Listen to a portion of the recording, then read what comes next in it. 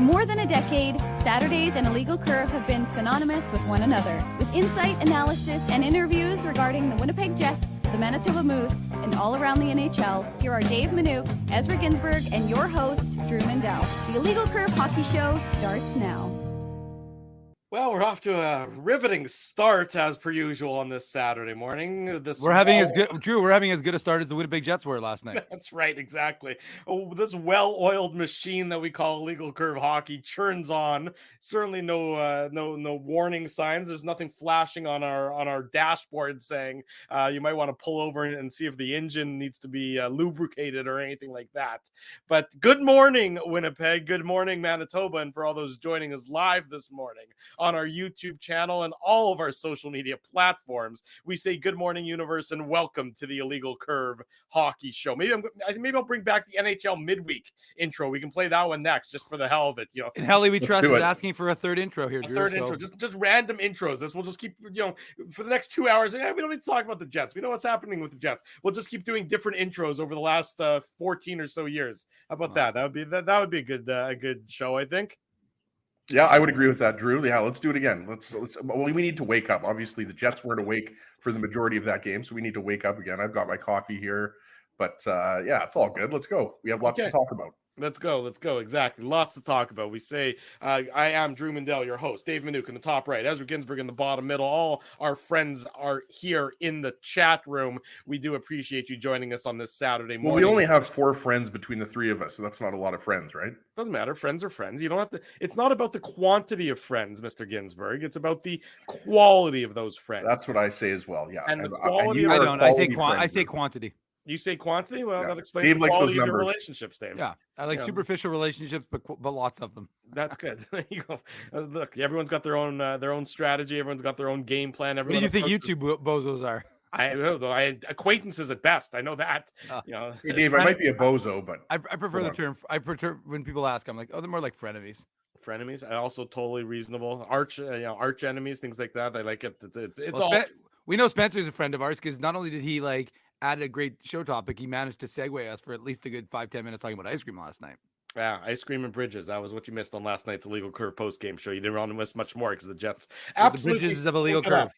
Yeah, the Jets absolutely stunk it up in Edmonton, as we talked about last night. We'll talk about again this morning. The trade deadline. Obviously, we touched on that yesterday. Now that we sit here, sort of another.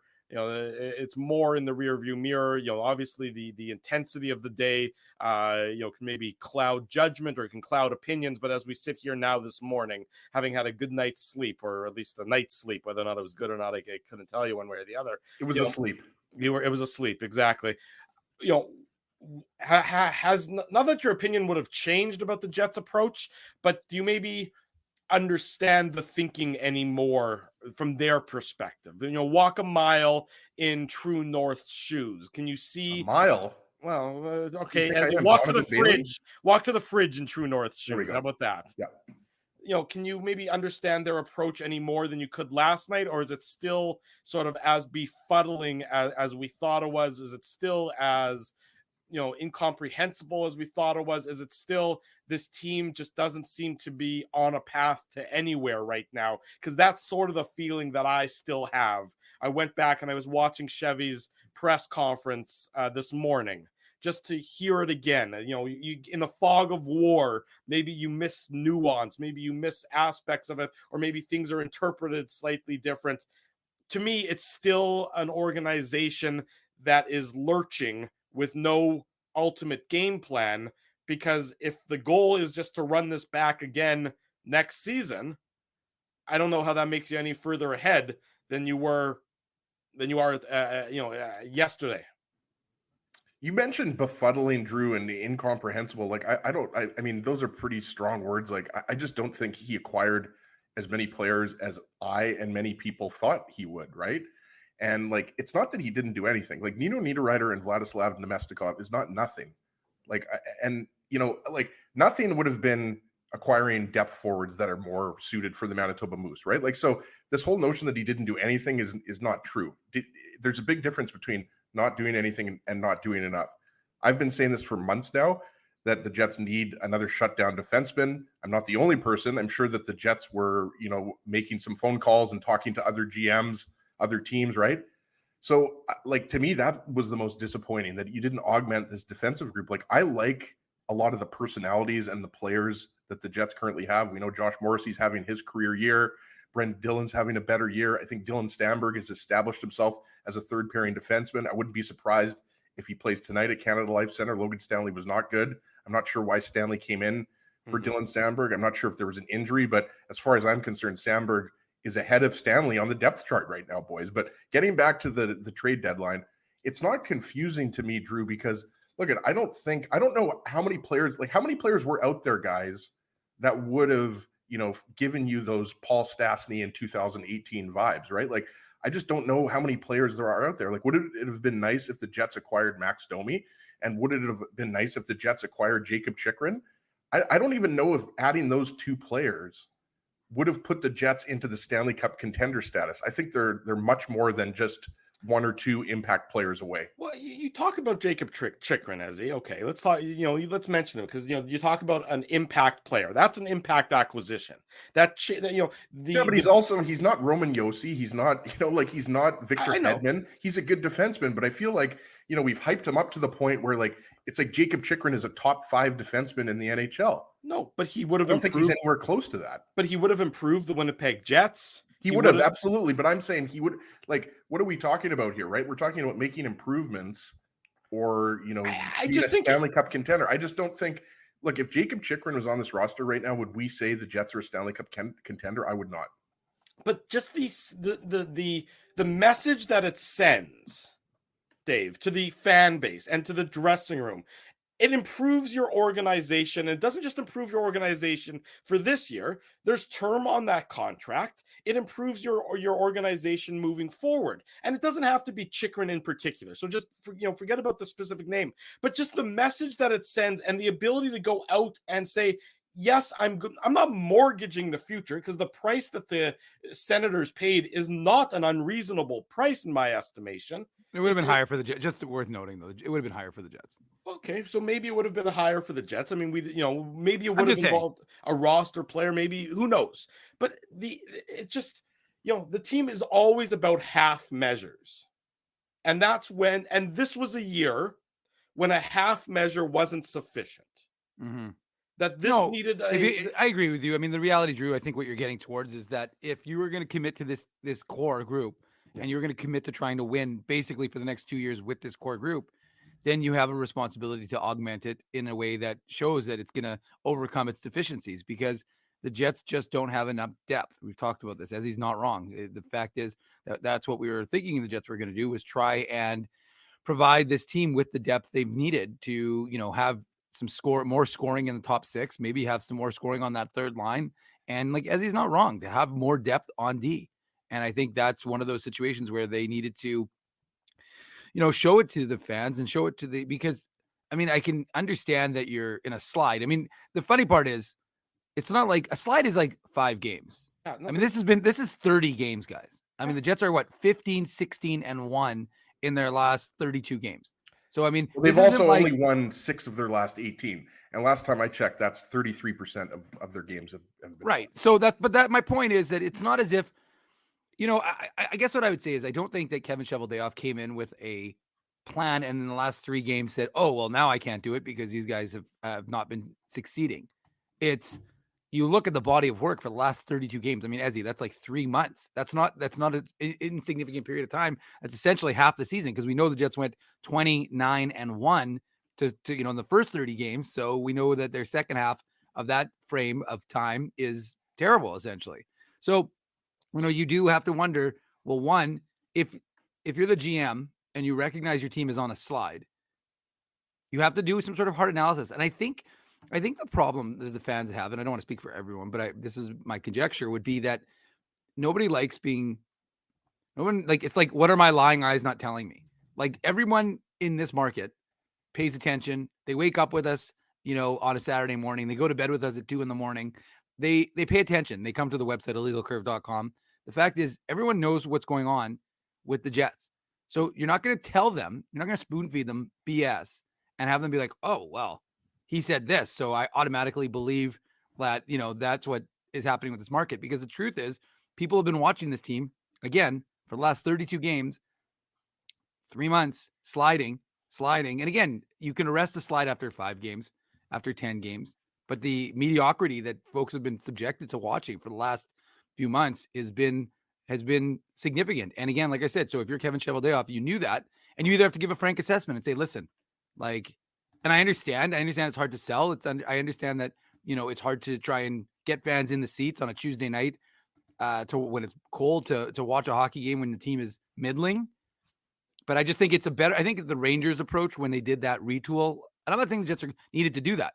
I'm just saying the approach isn't the one that I think, and I think that's what struck so many with the tenor of yesterday's press conference with Kevin Cheveldayoff. It was kind of like he was trying to sell people a false bill of goods, and folks are like, no, we're not buying what you're selling. Right. And you're 100% right, boys, and Dave specifically here. And I think when you look at the Jets and you mentioned fans and, observers from afar and everything like that, like it's no, surprise that the Jets have not been good the last few months, right? You mentioned it. They've won, 6 of their last 18. They've been 500 for the last 2.5, 3 months.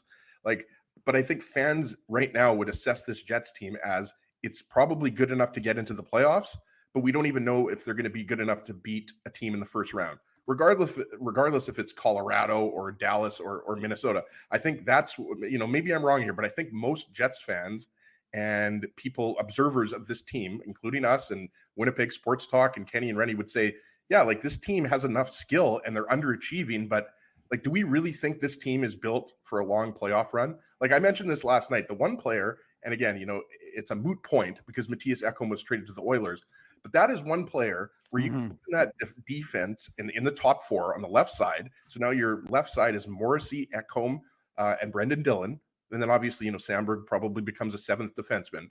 But to me, that makes your defense now one of the better defenses in the Western Conference. I don't know if the Jets were in on Ekholm at all or in on Chychrun at all. But I mean, look at what Edmonton had to give up. They had to give up Reed Schaefer, who's a really good prospect with the Seattle Thunderbirds. They had to give up a first-round pick. But the Oilers identified the open Western Conference and the fact that Connor McDavid, Leon Draisaitl, these guys are having, career years. Yeah. Seems like every year they're having a career year. But Kenny Holland identified the need to bring in a left side shutdown defenseman. And he had to also give up Tyson Barrie, obviously, who's more known for being an offensive-minded defenseman, right? So that is the type of move that I would have been excited as a fan if Chevy went out and got an Ekholm or if he got, a Colton Parayko. And we obviously know Colton Parayko has a high price tag, but the point is to what Dave was saying, I don't think that there's a lot of confidence. Niederreiter and Nemestikov are good veteran NHL players. They are an upgrade over what the Jets currently have, but I don't think it moves the needle enough that you're going to say if the Jets go up against the Dallas or Colorado in the first round, now they're locked and loaded and they're ready to go. Let me read you this quote.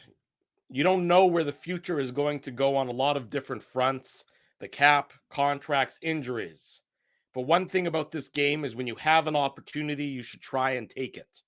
As a player, you hear stories of players getting so close and never achieving their goal.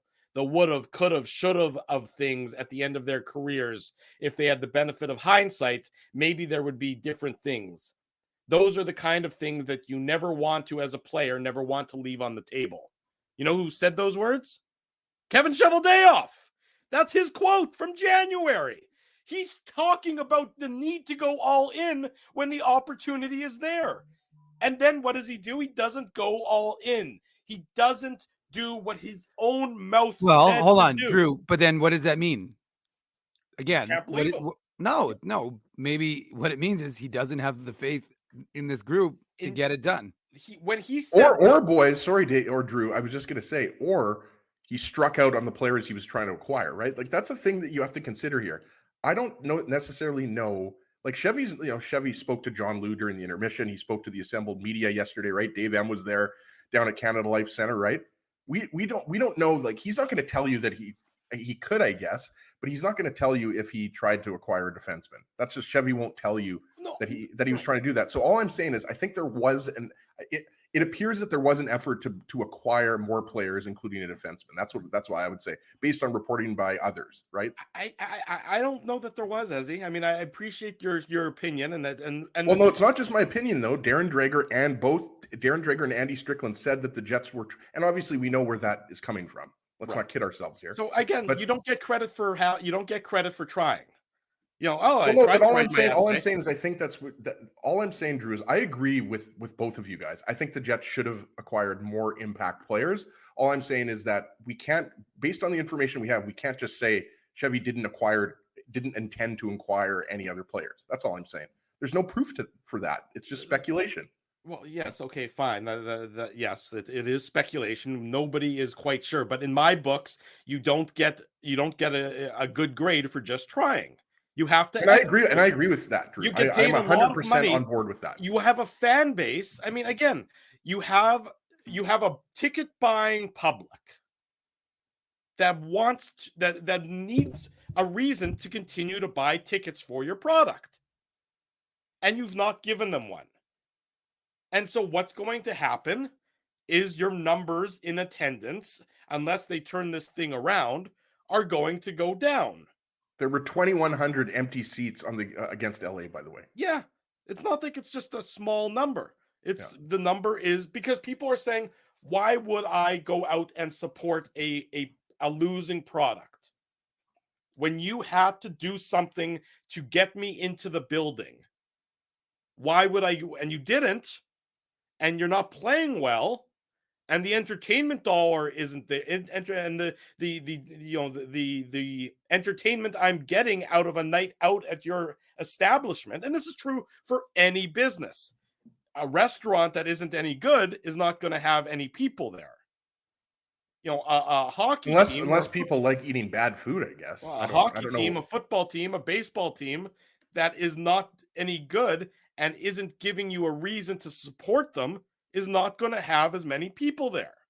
This Jets team is in a free fall. It's not a short-term thing. I mean, go back since January the 15th, I believe is what January the 15th. So we're almost at 2 months. The Jets are the 28th best team in the NHL. And it's their start. Dave mentioned the first 30 games where they won. They were 29-1. Right. That's the only reason they're still in the playoff spot. Of course. Right. Like it was the first third of the season that has allowed them to remain in a playoff spot. If they had 6 or 7 less points, well, they would be where the Flames are right now. So you've done nothing to indicate that this is going to change. It's not a small sample size anymore. It's almost half of the games you've played. You were exceptional for half the games you played. You've been pretty terrible for almost half of the other games you've played. So now you're just going to hope that the switch flips again like it did? Then you become exceptional again? I just don't see that as hope is not a strategy. Yeah. Hope is not a business approach. Hope is not going to get people in. Well, I've done nothing to improve my food, but I hope people are going to come in and support my business. Well, again, it's up to sorry, I was just going to say, Dave, now it's up to the players. Like it's a cliche, it's obvious, but it's up to the players and it's up to the star players. So we're talking about Scheifele and Connor and Ehlers, Wheeler, Dubois once he comes back, right, Dave? Like Nino Niederreiter and Vladislav Nemestikov are going to help, but the Jets have 20 games to get this thing going, and it's their core that's going to be it'll be whether or not the Jets get into the playoffs and do anything, it'll be on the core. It's not on anybody else. It's the core of this team. That's right. And don't forget Connor Hellebuyck. You're going to need him to be and I could have thrown Hellebuyck in there, but I mean Hellebuyck has been terrific. Maybe not so much the last couple of games, but the reason why I didn't throw in Hellebuyck in there, Dave, is because I don't think anybody's questioning his performance. No, I agree, but I just think I think it's interesting. Like you look at the numbers to start the season and now, and it's just it's funny because the Jets are still generating fairly similarly. They're just the luck, the shooting percentage has gone down, and I think that's part of it happens. Now, again, I'm going to go reiterate the point I made earlier, which is it's one thing if that was 5 games, even 10 games, right. But you're at 32 games now where you've gone from an exceptional team, an elite team, if you will, boys. And look, 29. I know. It's because they were. I know. I understand that. But Yeah. but the reality was that, they were getting exceptional Vezina caliber goaltending from Connor Hellebuck, which we've always said that's one of the things the Jets need, game in and game out, is Connor Hellebuck to be who he is. I mean, you can think about how many games so far the Jets wouldn't have won without, I think, 4 or 5 games at least that I can think of this season where he won them the game, obviously most recently in New York. But the fact is that I do think it's, again, I don't want to reiterate the point too many times, but I just think that you are what you are. And 32 games is a big enough sample size to say suddenly you've gotten, Ezzy, how many times did we talk about this throughout the course of the early part of the season, the first 30 games, where I said, well, you know what, the good thing for the Jets is even if you didn't play a great game, you bank 2 more points. I mean, honestly, we probably said that half a dozen times in games where they maybe didn't even deserve to win, but they got the win through Connor Hellebuck or one of their other guys stepping up. And we said that. We said, okay, well, that's good for your standings bank. I mean, you can go back and we would have the clips, on so many of these post-game shows, or the post-game show. Drew screwed me up with the post-game intro. But I think that it's interesting because, again, now you're in a situation where you're winning 1 out of every second game, and you're not even actually, but you know what I mean? Like, so the points has nosedived, and unfortunately for them, the teams that are around them have either continued to elevate, like Minnesota and Colorado, or the Calgarys, which have, been middling as well. And that's probably the only thing that's saving the Jets right now, because it looks like Vegas, they're doing well. Seattle, they're doing well. I know they lost last night, but Edmonton, like the teams in the Pacific, are doing well. So the only luck for the Jets is that they banked enough points that they're ahead of Calgary, and Nashville. Mm-hmm. But again, continuing to perform the way they did. I mean, how many times did we watch? We obviously did the post-game show, so we don't need to talk about it too much, but like, how many times did we talk about that first period and just the laziness? And Rick Bowness, I mean, it was a short media availability because the only media there were Jets related media. But I mean, like, he talked about this. I think he said the comment was something like along the lines of it was the most undisciplined team he's ever seen or something like that. Like, it was terrible. I mean, in a game and the Jets aren't a team that takes a lot of penalties traditionally.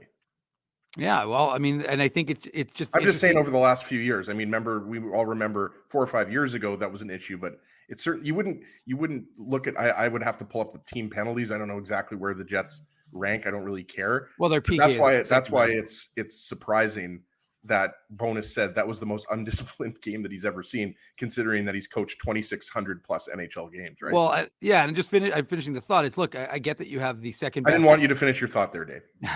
That's okay. You can finish. Mission accomplished. But I think no, I'm still on the Jets tangent. Taking the 15th. The Jets are middle of the pack, 15th in terms of number of minor penalties taken this year. Okay, but the point is that they've got the second best penalty killing unit in the NHL, and that's great. But again, how many chances are you going to give the Edmonton Oilers, who have the best power play in the NHL? And you start from a deficit. And it's just, again, guys can't afford to do that. Kyle Connor needs to be putting pucks into the net, not putting himself into the penalty box. And it started there, and it set the tone for a first period that was just undisciplined by Winnipeg. And you saw what ended up happening. So look, the Jets are, I think you used the word free fall, Drew, but like, I think right now they need to arrest their development arrest their fall, because right now it's just not going to be good enough for them to, back end into this playoffs because they had a good first half. Well, let me ask you guys this. Let's say that this free fall continues. And for argument's sake, we'll even say they squeak into the playoffs, they lose in the first round and they're done. Why? What happens in the 2024-25 season, Drew? Well, I mean, I don't know what happens there yet, but there's no. I was just joking because you were going so far into the future here. Well, but I mean, it's not that far in the future, Ezzy. But I understand what you're. I mean, I don't know that would be a joke per se. That would be maybe just a comment. I mean, it was lacking in the funny category. But yeah, that wasn't funny. Yeah, but there's no reason to run back this group again. You'd be 1 year closer to unrestricted free agency for most of the core players. Why would you run it back again? I mean, if it blows up, Drew, they're gonna have to make major decisions this summer. I mean, and the reality is your best opportunity is to get to recoup assets would be ahead of the draft in the summer. So that to me is a non-factor. Summer 2023, Dave, could be what a lot of people thought summer 2022 was going to be. Right, where Dubois is moved, or Wheeler is moved, or Scheifele is moved. Maybe all 3 guys are moved. Like, it's time to move on from the current core, I think. If this continues, there's no question about it. But I also don't know why Kevin Cheveldayoff should be the one to rebuild this roster again. I mean, with all due respect, Well, he's got you know, 2 years left on his contract. That's why, that's right? great. But that doesn't mean, you know, that's great. That doesn't mean that he automatically, you know, needs to play, you know, finish out that contract in the current role. There's just no reason to, you know, he's had 12 years to build this team. Now, whether or not he's, you know, solely responsible for building the team, or if the owner is heavily involved, or, you know, the scouts are heavily involved, which the scouts should be because that's why they're getting paid. But No, who actually is? it's Chevy's team, Drew. The pro scouts are consulted, but Chevy is the general manager. He's the one who has built this team. It's built by Kevin. He's the one who stands in front. He's the one who gets paid the most to stand in front of the media and deflect their questions, which again is fine. That's, and there was a lot of deflecting yesterday. That was some of the most deflecting I've ever seen. And if it's the organizational, philosophy that, you know, all he needs to do is deflect and not actually answer questions that his paying fan base would be interested in hearing, that's their choice. That's their business. They get to run it however they want to run it, but then people will respond accordingly if they don't like the answers they're getting. I went to the restaurant, my food sucked. I went and spoke to the manager. The manager didn't really do anything to offer me thing. He just sort of placated me, and I went on my way, and I didn't get in, and I didn't go back to the restaurant again. The analogy works all over the place, no matter if you're talking, professional sports, or if you're talking a small restaurant, a small diner. It works the same way. Whether or not True North decides to change their approach, time will tell on that front.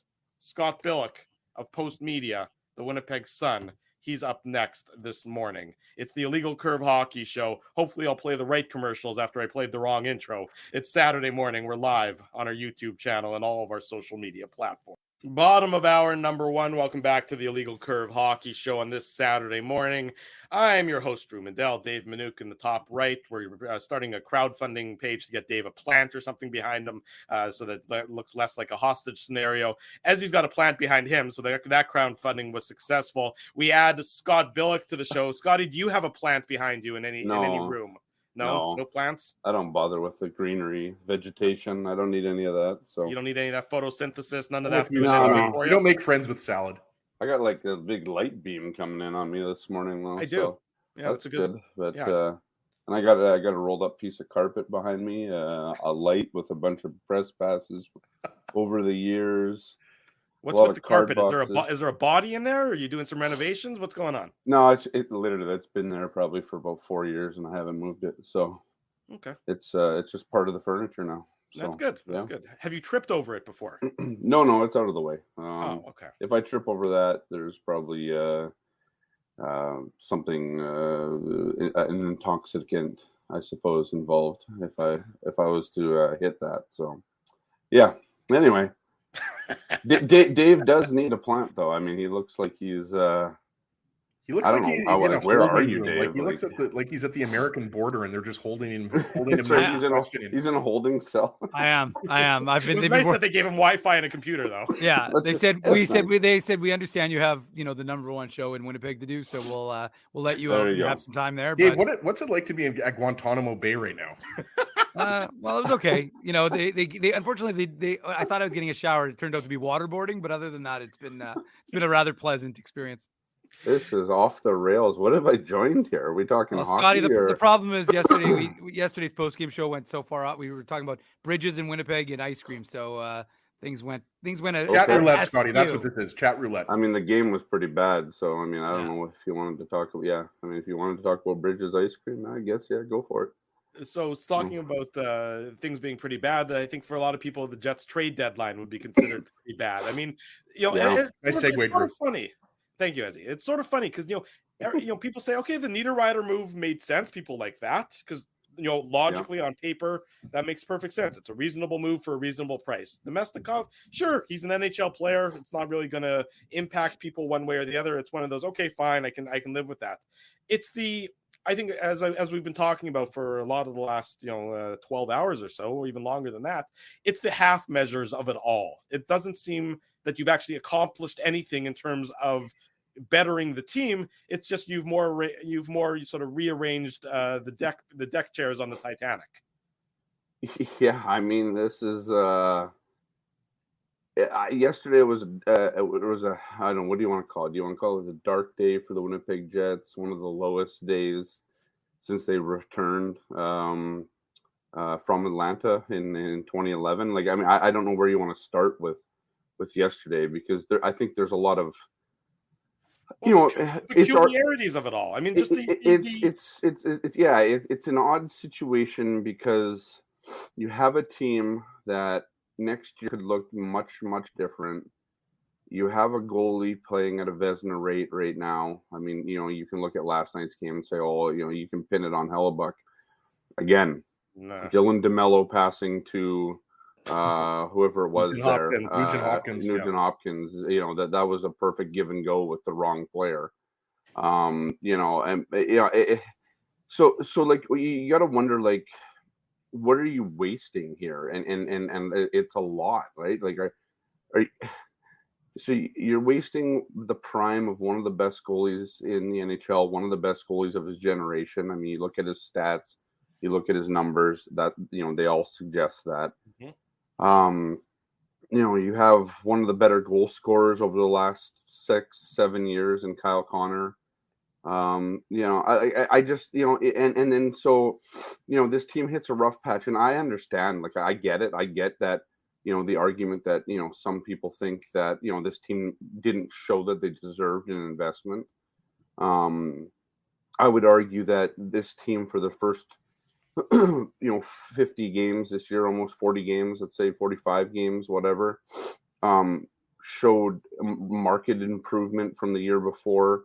Was dealing with injuries very well, was dealing with, you know, adversity in game very well.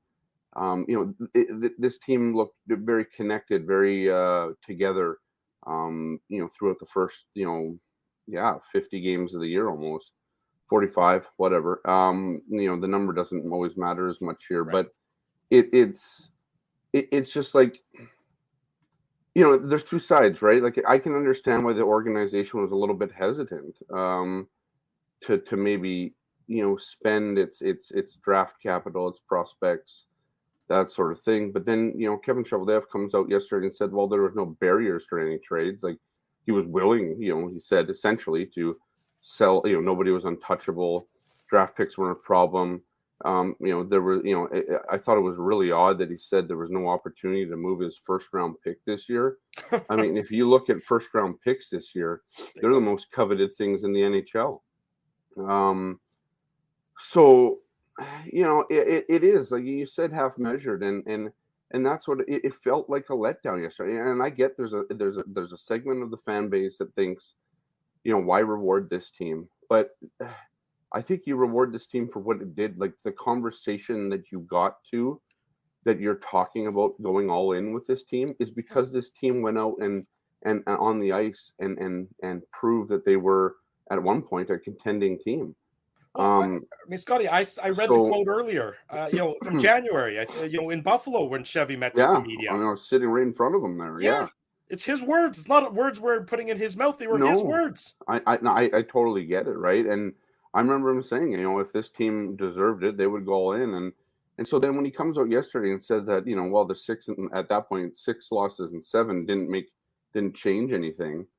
You know, if we're going to take that at face value, and I don't believe him, obviously, because he also said that if the team was on an 8-game winning streak, he would have done it the same way.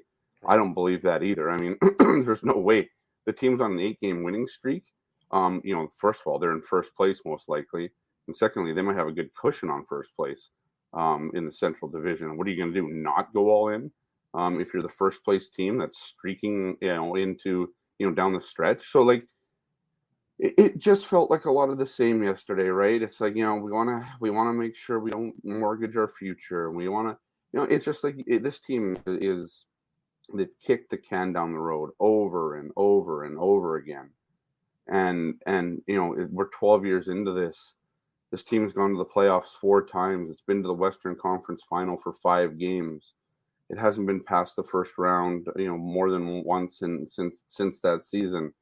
And they got past the first round and then got swept out of the playoffs. I mean, you know, last year they didn't have a playoff game. This team hasn't had fans in the building that weren't basically selected as healthcare workers for free to go to the games since 2019. There's 2,000 fans fewer in the stands every night this year on average than there ever been. This team doesn't sell out games anymore, or rarely. I mean, I shouldn't say they don't. They've done it 3 times this year. And I think,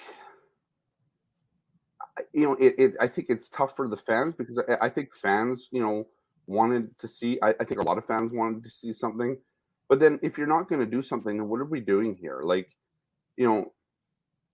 should they have traded Pierre-Luc Dubois yesterday? Should they have looked at Mark Scheifele or Connor Hellebuyck and said, okay, well, then maybe we're going to start moving you guys out? Because, at this point, where's this team going with this core? What's going to happen next season? I mean, you're going to get now into a playoffs. You're going to probably limp in. Calgary might still pass you. Yeah, exactly. Or Calgary might still pass you. Nashville might still pass you. Well, Nashville's got 3 games in hand, and they're only 6 points Right. back. And Right. they're selling. Right, exactly. And so, unless this team can figure it out and turn it around, and there's every chance they can do it, but they're running out of games to do so. Making up 7 points to get to the Dallas Stars is probably almost impossible at this point. You could probably still finish in second place. I don't think that's out of the question. You have a big game against Minnesota this week coming up. But if you don't win that, you're probably out of the running for the Central Division, because I think Colorado, is probably going to win the division, I think, in the end, the way that they're going. And so now you're fighting for a wild card spot. You're going to play, one of those teams in the first round, Colorado, potentially Dallas, maybe, Edmonton. Vegas, or Edmonton. So now you're wondering, like, are you even going to get out of the first round? And then, so now you've taken this approach where, and some people will say it wasn't as wide open as it was in the West, but I think the Jets have shown at times this year they can compete with every team in the Western Conference. And then you don't really do anything to kind of set yourself apart or make yourself better. Like, I mean, what was missing last night? I think, this team talked a lot, and we in the media and all the insiders have talked to this team looking to add a defenseman, perhaps a guy with some grit or some Stanley Cup experience, something like that. I mean, the Jets got blown out last night. They had terrible defensive play. I mean, poor puck management, all the same problems. I mean, yeah, they traded for Vladdy Nemestikov. But I mean, I don't think anybody watched that game last night and said Nemestikov is going to come in and fix everything. And so then you wonder, but that's the thing, right? Then you wonder, okay, well, maybe this team is just, a lost cause, right? This team has been, they've ignored some of the problems with this team for a long time. They've ignored some of the, let's say, question marks in the core. And so, they haven't fixed that for years. They keep trying to make this one work, right? Like, they want to make this core work, but then again, they don't also really, take the measure or take the steps to make it work, because it's always kind of this half-assed approach at trade deadline where, okay, well, we'll get this guy, but we didn't take the big swing to get, that guy, like there's this year, I mean, we hear the Jets were linked with Jacob Chychrun and Timo Meier. At one point, we know that the Jets were in on Timo Meier, but they didn't take the swing there. Could they have gotten him? Probably, if all they needed was a rental. But again, I think about the players in that dressing room. I think about the Kyle Connors who came out and said, we need this team. We want this team to go all in. You think about the Josh Morrissey's who said 100% when asked about if he wants the team to go all in. You think about those two guys. Their futures are sort of, probably some of the longest commitments to this team right now. Does Josh Morrissey, in the prime of his career, having a Norris season, want to be staring down a rebuild? I mean, can this team retool on the fly? Are they going to get, player for player? Are they going to get PLD for PLD when they trade him? Are they going to get Mark Scheifele for Mark Scheifele when they trade him? Like, it's pretty. Are they going to get a world-class goaltender for a world-class goaltender when they trade him? Like, I don't think so. And so, where does that leave this team after this season? Why would Connor Hellebuyck ever want to resign here? That's the other question I have. I mean, here's a guy who has given everything to this team, bailed them out too many times to count at this point. And if I was Connor Hellebuyck, I'd be mad. I'd be pissed off right now. I'd be like, what is happening here? Like I've given everything. I'm one of the best goalies in the world. I mean, you got to be a bit selfish here. I'm one of the best goalies in the world. He's doing, he's stolen games for this team. Yeah. The defense has never really gotten much better in front of him. So yeah, I don't know. Yesterday was a very tough day for this team, and I think it exposed Kevin Cheveldayoff's lack of ambition for this team, his lack of decisiveness for this team, and it brings into question if he's the right guy to do the job. And I think a lot of people are growing. There's a growing segment that would rather just see a fresh set of eyes. I know Paul Maurice said this team needed a new voice. It might need a new voice and a fresh set of eyes in the GM seat, because we're 12 years into this. This Jets team is going to limp into the playoffs at best. They might miss it.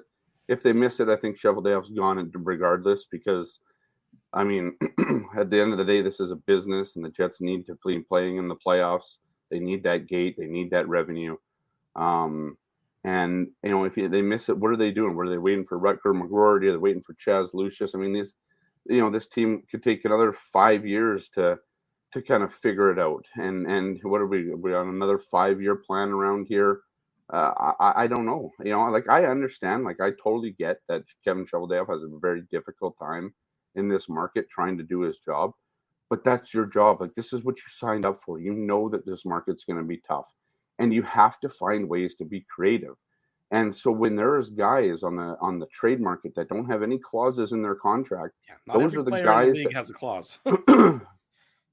Exactly, and those are the guys that you have to get here, right? You have to outbid those other guys. Then you might have to pay a little bit more, whatever you got to do. But we know we have a very conservative general manager here. That's not always willing to do that. And you look at the trades that he's made throughout the years, at trade deadlines, it's always been, look at the Nino Niederreiter trade. We think it's a great trade because it was only cost the Jets a 2024 second rounder. So they didn't even send a pick from this year's draft, which is, being called one of the better drafts in quite some time. But that's the thing, right? It's such a risk adverse approach to general managing that, the trades and all that, all the moves, they look good at the time, but at the end, when you look back at them, it's but they never took any risks, right? You look at the Toronto Maple Leafs right now, you look at the Boston Bruins, the New Jersey Devils, the New York Rangers, they're all taking risks, right? It may not pan out. Those are 4 teams. One of those teams may not even one of those teams may not even win the Stanley Cup. But I think in Toronto right now, if you're the fan base, you're happy. You're happy that your team has gone out and gone for it, right? And here, are you happy? I mean, there's people in the chat right now. Are you fans? Are you happy that this team has sat here and kind of sat on its hands through another trade deadline? Even the happiest-go-lucky players, Scott, or happiest-go-lucky fan, is just questioning, questioning the approach, because it doesn't. There's no logic to it. I mean, if you just want to break it down by a logical perspective, you can't say that this makes sense, at all, and that's the problem. Yeah, I mean, you can't make sense of this. I don't think you can look at this and build a logical argument that doesn't, miss some of the context of what's about to happen in this city in terms of, your contracts and all that. And if you watch Kevin Cheveldayoff's press conference yesterday as a fan, I'd be interested to know what you think, because I don't think that this team, I don't know if it was fair to the fan base yesterday. It almost came across as a little bit arrogant at times, condescending. Yeah, exactly. I think this team wants. I think this team is gotten to a point where, it's too comfortable for a lot of these people. I mean, Paul Maurice essentially had to fire himself Is this team willing to even, contemplate firing Kevin Cheveldayoff? I mean, yeah, I understand you got an extension. It's a 4-year extension. I get that. So it came after the 2021-22 season, I believe, right? The 2020-21 season that they gave it to him, but they didn't announce it until after the worst year. And the only reason it got out is because Ken Wiebe reported it, and then they were upset that even got out, because at the time it was during the Kyle Beach thing, and of course that was really bad optics, and also bad optics that this team was coming right off the worst season since they returned here. But I just this team has often rewarded mediocrity with more mediocrity, and so you're at a crossroads here, and I think if even the most rose-tinted colored glasses fan can look at this team, yeah, you might be happy just to have an NHL team here. You might have gone through losing the team back in '96 and all that, and you're just happy to be able to go and watch hockey. But do you want to just keep going to watch hockey that kind of just middles around in the in the murky middle all the time and doesn't really commit to contending, or you're just hoping to catch lightning in the bottle? I don't know. I don't know. Scotty, just one more. Sorry, just one more question on the trade deadline, and then we can get back to the Jets Oilers games. Pardon me, game tomorrow. Pardon me, tonight, if I can get it right. Is there one player out there that you really thought would catapult this team? Like, I think you could argue the Jets are only 1 or 2 players away. Mattias Ekholm, to me, fits that bill. Yeah, I mean, as a player that would really help the Jets defensively. I mean, he's a solid defenseman, right? I mean, I thought maybe a Jacob Chychrun would have helped too in the way that he can. But I understand Jacob Chychrun's has some injury concerns and that sort of thing. Did you look at Colton Parayko? Right hand, right shot man who won a Stanley Cup. I understand that's a tough contract to absorb, given the term on it. But this is also a team that likes term when they get players. It's a good question, right? I mean, could one player save this team? No, I don't think there was one player, but that's the thing. I mean, you look at what the Toronto Maple Leafs done. I think they brought in 6 or 7 new players. So they've really turned over the team. Is it going to work out for them? I don't know, but sometimes when you have a lot of holes on your team, or you're just looking to upgrade, you upgrade as much as you can. Look at the Bruins. I mean, the Bruins, a team that can't lose, and exactly. They don't stand pat. What do they go out? They go out and they get Orlov. They go out and get Hathaway. They go out and get Bertuzzi. Yep, I mean, and I get it. I mean, and then there's other teams too. Like let's not make a mistake here. Think here. Kevin Cheveldayoff came up yesterday and said, well, when you look at cap friendly, this team has $3.4 million remaining in cap space that they never used. And his thing was, well, performance bonuses, calling people up and down and all that sort of thing. Is Cole Perfetti getting performance bonus? Like, we don't know performance bonuses, what they are, what they have to hit. It's part of their contract. We don't see those parts of the contract. Nobody reports it because nobody knows. Yeah. But is Cole Perfetti hitting his performance bonuses when he's not going to play the rest of the season? Is Morgan Barron hitting his? Is Dylan Samberg hitting his right now? So yeah, you have to have money, but here's the problem that I have with that whole thing before you say any of that stuff. Other teams get creative and find ways to navigate that, right? Everybody thought it was kind of funny that the Edmonton Oilers got the Nashville Predators to keep 4% of Mattias Ekholm's contract. Well, then, yesterday it looks genius, because how much cap space does the Edmonton Oilers have right now? Not a single penny, right? And but that's because allowed them to get Bukestad. Exactly, right? So, I think when you look back and you take a step back and you look at what the other players, the other GMs are doing, and it's not just the Julian Breezebois, right? It's the Ken Hollands in Edmonton that's finding a way to make it work. If you go back to summer, and I know, in hindsight, it hasn't worked out in Calgary, but, Calgary faced a tough summer and got, at the time, a lot of people thought was they retooled on the fly and made it work. And then you go and look at, I've criticized Pierre Dorion in Ottawa. So look at what that team's doing. I mean, you see a team in Ottawa, which isn't a traditional, conventional market.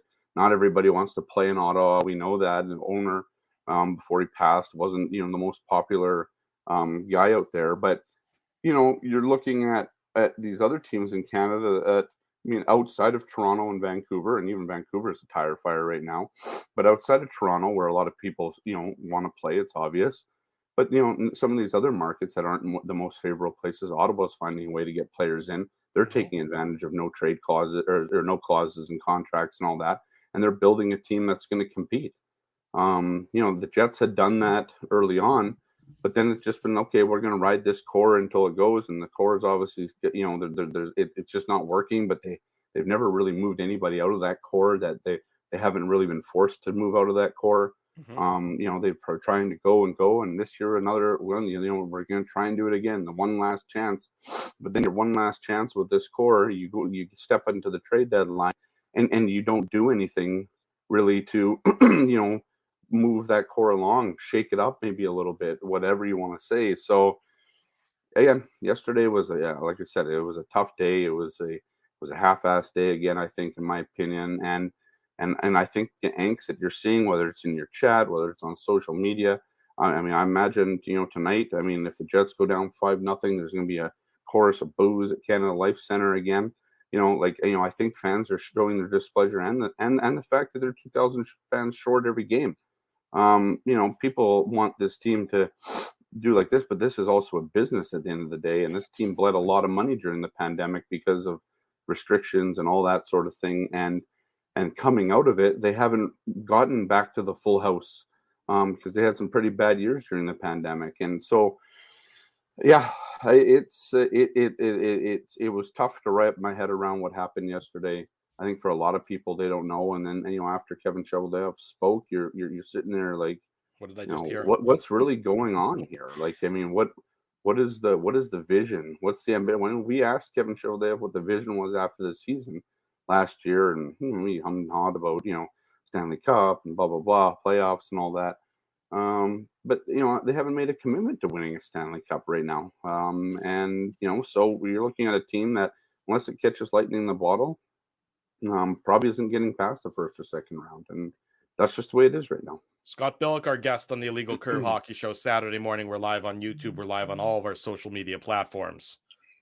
Scotty, we could talk all day long about trade deadline and whatnot, but I want to talk about some of the personnel decisions right now with this team, because if you ask me, one of the players who's excelled this season is Dylan Samberg, and sure, his game still has some warts, and I'm not asking you to be the head coach, but to me, why are you taking Dylan Samberg out of this lineup and replacing him with Logan Stanley, especially after I know that Rick for a trade? Well, especially after he asked for a trade, or but Chevy couldn't confirm or deny that, Dave. He couldn't confirm or deny it. That's true. But and look, like Rick Bowness often says that kind of, and look, it's not as if Logan Stanley would have said to Rick Bowness, "I want to trade." That's of course not. The agent and Kevin Cheveldayoff talk about. So, and then leak out to other media, markets, and it gets out. But the point I'm making is, you've got a guy in Samberg who seems to be excelling. If you look at the analytics, his analytics have been very strong this season. So why is it that, it's funny how Rick Bowness will say, well, we don't want to keep guys, sitting too long. Well, Kyle Capobianco's played 4 games for the Jets, 5 games. So I understand that. But the reality is the NHL isn't a developmental league. And I can understand the idea of platooning, but what are your thoughts? Like why is it that it's Dylan Samberg coming out of the lineup when guys like Neil Pionk are the ones who are really struggling right now for the Jets? And I understand left side, right side, but as Nate Schmidt has told me numerous times, when he got to Washington, the left side was full. So what did he do? He went to the right side and learned to the right side. Went to the right side and learned how to play on the right. I'm just saying it's a question mark in terms of how Rick Bowness is choosing to kind of cherry pick who he quote rewards and who he doesn't, and why he says it's a across the board approach, but really you see Neil Pionk, who's not having a very good season. Yeah. And he's not, there's no pullback with him. And a guy like Samberg, who's having a very good season, there gets pullback. Well, I think you're probably not going to be sitting your $5.8 million defenseman very often either, right? That's just not really how it works in the NHL.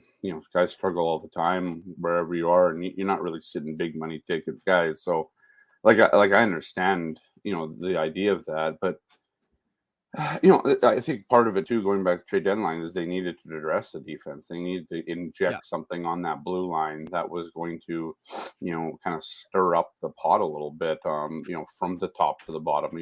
Outside of Josh Morrissey, I don't think anybody in that top 6 has really performed at the level that they want to consistently throughout the season.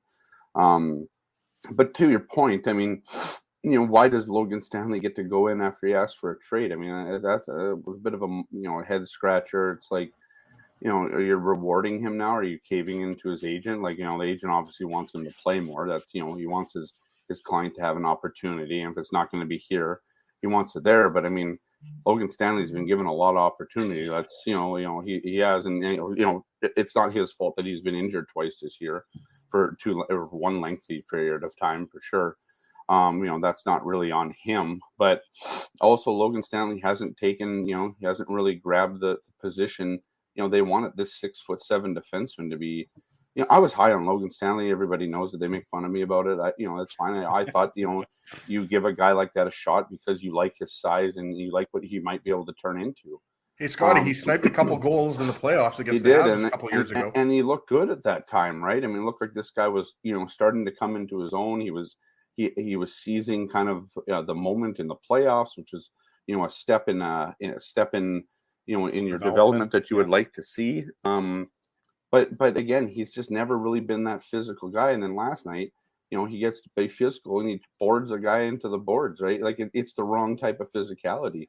The night before, and against I think it was Los Angeles, he cross-checks a guy in the face, and so it's like, and he almost got a major penalty for and he should have gotten a major penalty for him. It was inexplicable why they kept it at a 2-minute. But it's just like, here's a guy who's been asked to be more physical, then they put him in the lineup, and outside of that big hit that he threw in Nashville on his return from his second injury, we haven't seen it, and so. This is a team that had been reported to want to get grittier. I'd heard that they were looking for a gritty defenseman. It's not a coincidence that you heard the name Luke Shen out there, Nick Seeler, and his team was looking at those, those types of players because, are they the most skilled defensemen? Well, maybe not. But are they big and physical and rugged guys that are going to go out there and not necessarily be Dustin Byfuglien, of course, because, Dustin Byfuglien was a bit of a unicorn, but have that sort of physical presence that really, can bring the fan base into the game and that sort of thing. And then Dylan Samberg's just played better over the course of the year, in my opinion. But they've tried to take him out because they've tried to play with this kind of rotation and they want to get Stanley in. They don't want him to sit. And, at times they wanted to get Kyle Capelbianco in. And then he'll play one game in like 20, and it's just like, then they want to get him in, and it's like it's so random, and it never really makes any sense. No, and that's the other thing. It's like, and like I understand the idea of like taking a guy out when he's playing well because you don't want, because when you take a guy out that's playing well, the idea is that he's not going to be as upset about it. But I would disagree. I think if you're a guy like Dylan Samberg who's fighting for a job and you're playing well and you're still not getting to stay in the lineup, I mean, that's more of a piss off than anything else, right? Like, I mean, you're upset because you're not staying in the lineup when you're playing well. And I think Dylan Samberg has deserved to blossom in that job and give him a chance to just run with 30, 40 games the whole season. Let him go. This is your future guy. And if you've already been shopping Logan Stanley around back in the summer because we heard his name out there before, why are you not rewarding the guy who is working hard, trying to make the lineup every night and stick in the lineup and is playing better than Stanley or Capelbianco? Why aren't you rewarding that guy? This goes back to last season when this team was way out of the playoff line. And they just kept running out the same old veteran defensemen instead of bringing Villy up and Dylan up and playing those guys. And it's a bizarre move. And, it's funny. You go back to last week now or earlier this week. And Rick Bowness talked, a little bit about his frustrations of not being able to perhaps potentially play the guys he wants or the call-ups he wants. Read between the lines a little bit. Yeah. Who does he want in the lineup? Because, I mean, you remember, like, people look at Dominic Toninato, right? He was a gritty fourth line guy who would pop in a few goals every now and then, and that, and why is he not up here anymore? Like, why or Jansen Harkins. Why isn't Jansen Harkins been given another shot? Yeah. When Carson Coleman, I've been beating that drum, Scott. Ask Dave. Yeah. I mean, I understand. I think a lot of people are now, because you're looking at Sacramento-Lion and you're looking at Carson Coleman. What are they really offering to this team at this point? Are they any different? Are they any? I think Sam Gagner goes in tonight personally. Yeah, he might. But now you're at a point, right, where you only have 3 call-ups that you're allowed to use up until the end of the season. And so now you have to kind of figure it out. And this team hasn't wanted to lose players on waivers, because they've lost players from the beginning of the year when they lost Kovacevic to waivers. Still doesn't make any sense that this many months later. Exactly to the Mikey Eyssimont. Imagine that you essentially traded for Mikey Eyssimont yesterday. Like isn't that? Now, Scott, it's not fantasy hockey. Stop that. Yeah, I know, but that's such a fantasy hockey trade, right? Like, I mean, it's just like it's. You let the guy go for free.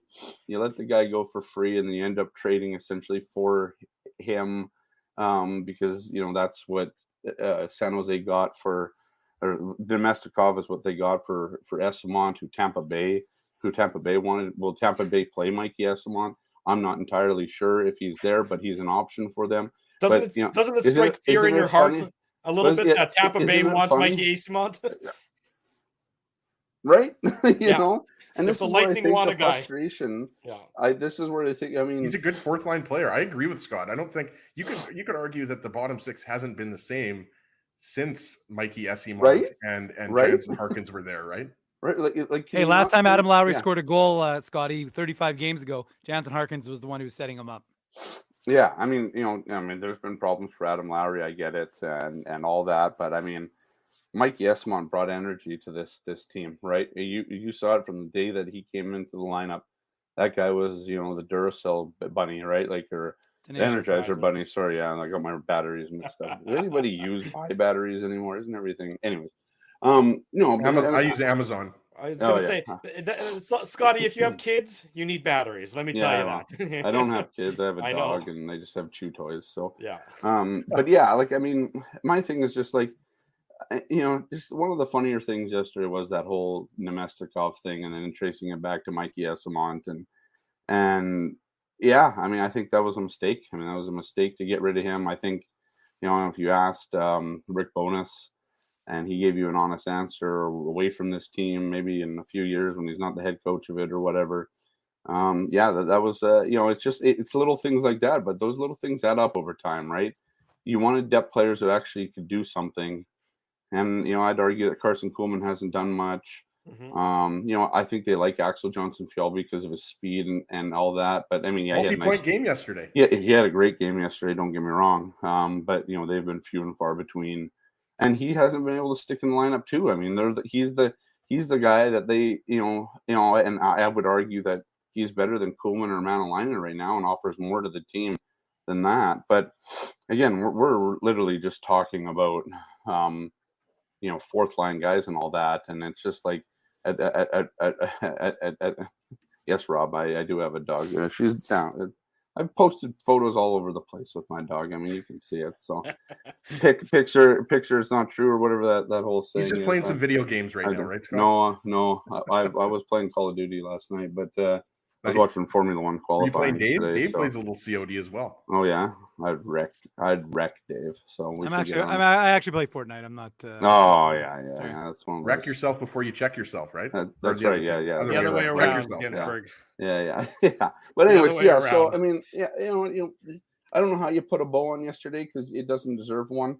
Yeah. Yesterday was a bad day for this team, and I think a lot of fans understand that. I think there are some that they're happy to have the team here, and that's what it is, and that's fine. I mean, you're a fan; you get to do whatever you want. You can be happy that the team's here. You can pay your money to go watch the ticket. But I mean, if last night you paid hundreds of dollars to go to a game, if that game was here and your team's down 5-0 at one point, are you really that happy? I don't know, and yeah, I don't know. I don't know if the game's sold out tonight. It might be. It's McDavid. It's Saturday night. It's hockey night in Canada.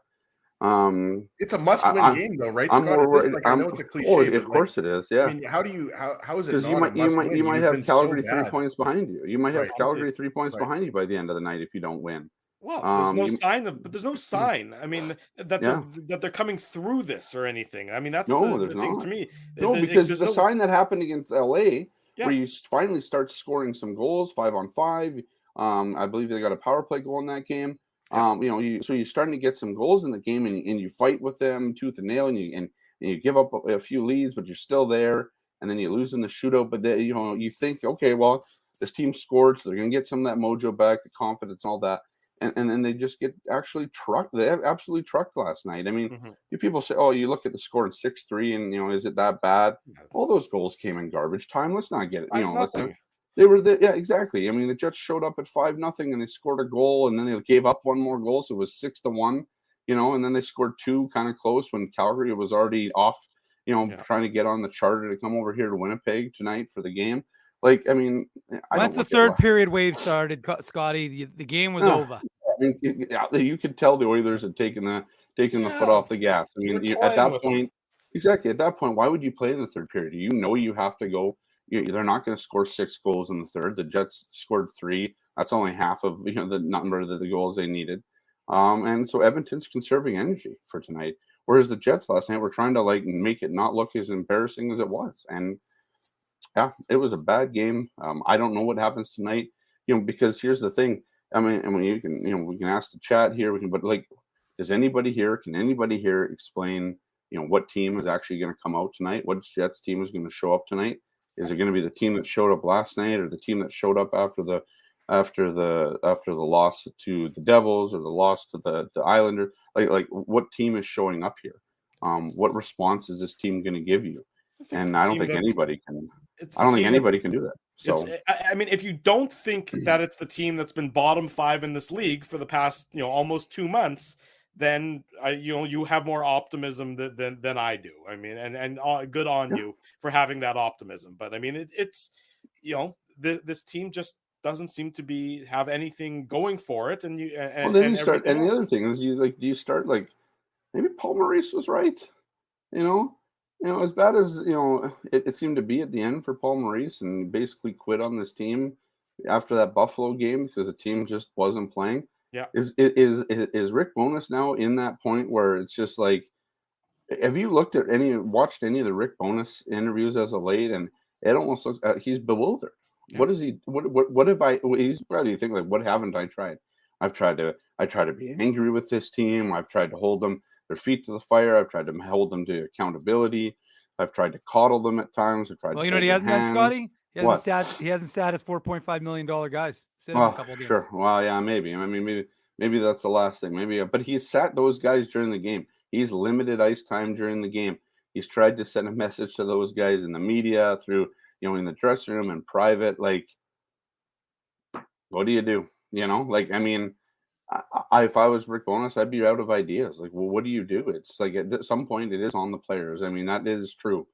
And you look for a lifeline from your general manager, and that lifeline didn't come. And again, I don't even think it's as much as you're looking at a lifeline, but you're looking at the last 4 or 5 years, and you're wondering, these signs have been here for a while now, and why weren't they addressed sooner? And at the end of the day, you're like, okay, you can blame the players all you want, but if you've seen this year over year for a while that your core isn't working and you haven't done a thing to change the core, that isn't on the players. I mean, every player, at the trade deadline, when you ask them what they want more, says, walk down a couple of doors in the office and ask the GM, because they have no choice in that.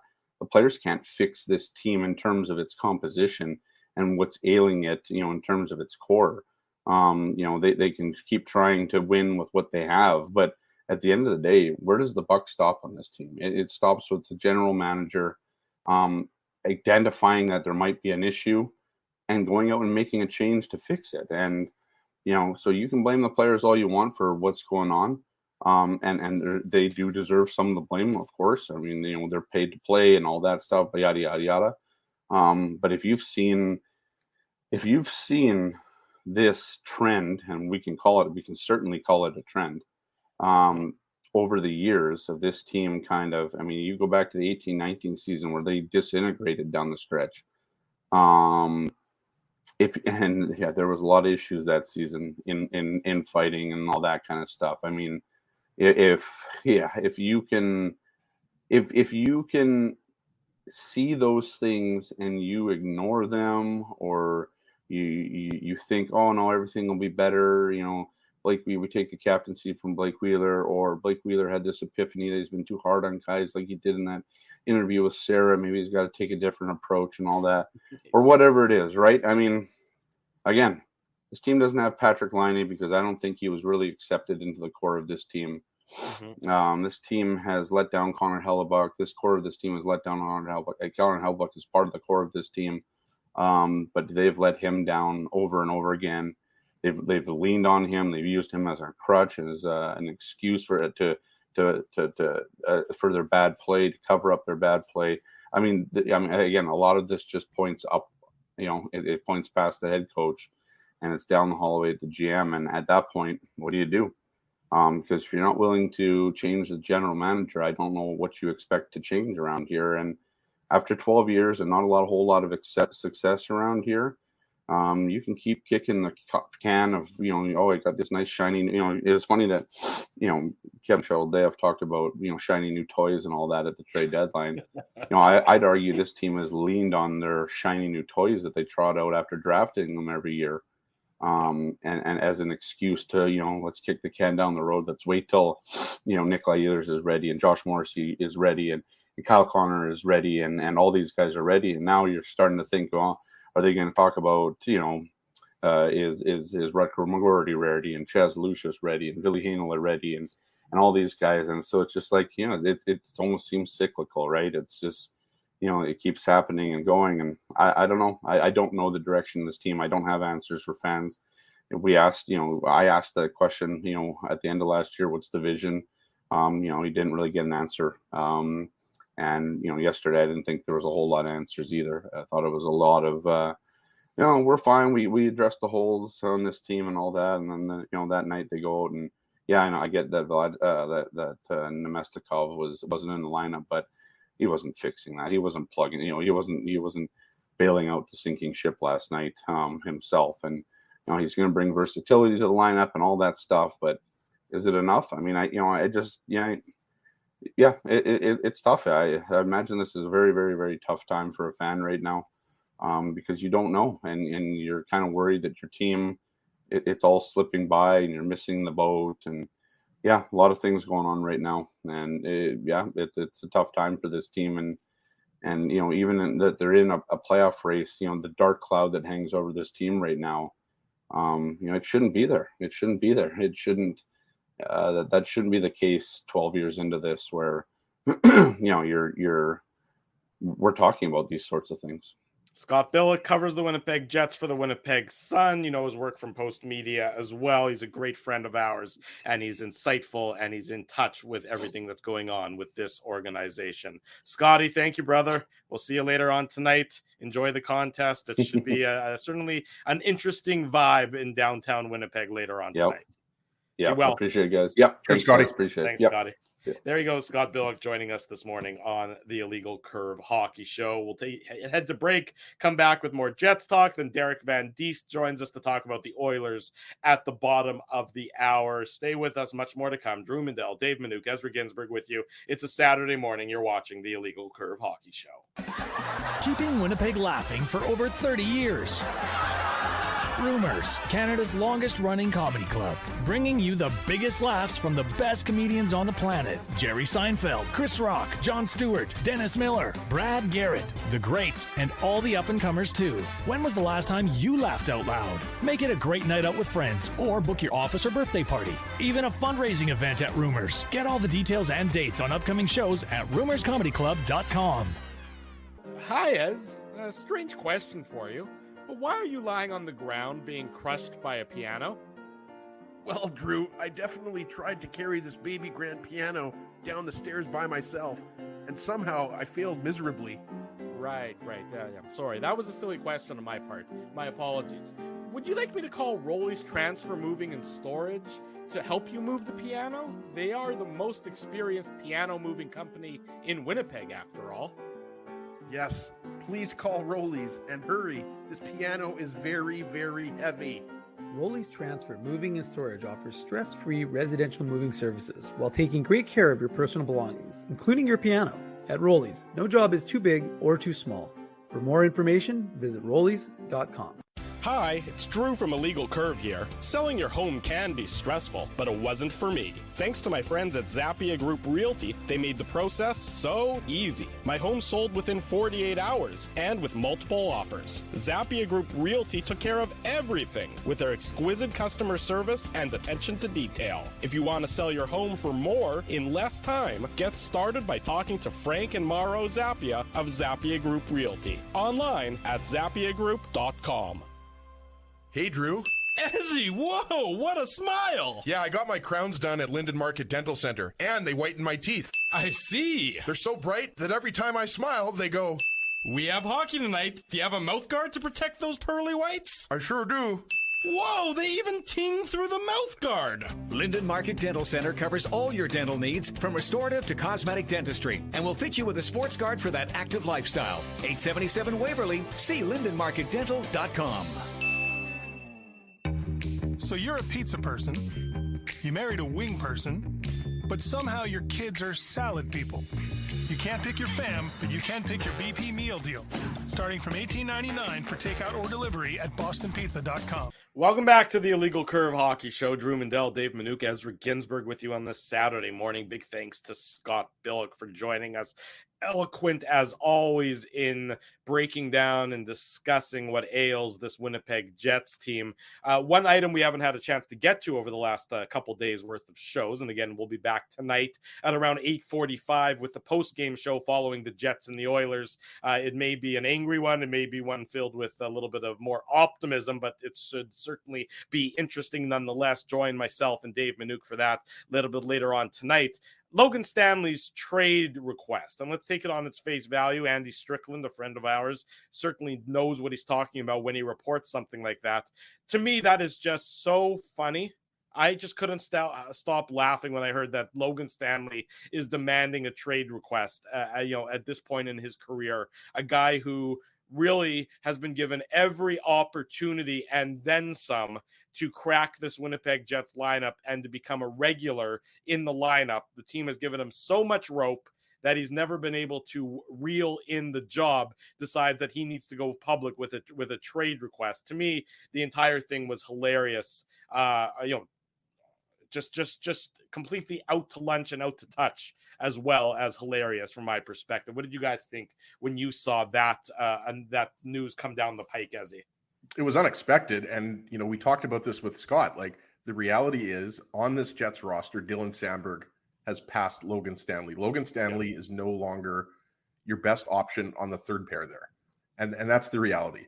So I was shocked because, first off, you don't expect a defenseman like that to ask for a trade just because he's not a top player, right? Like, you don't hear a lot of sixth or seventh defensemen asking for a trade, let alone guys that have been drafted by the Jets and spent their entire careers with the Jets, right? Right. But I just don't like Logan Stanley. There's a difference here between Logan Stanley as a person and as a character and as a hockey player here. I think Logan Stanley is absolutely an NHL player.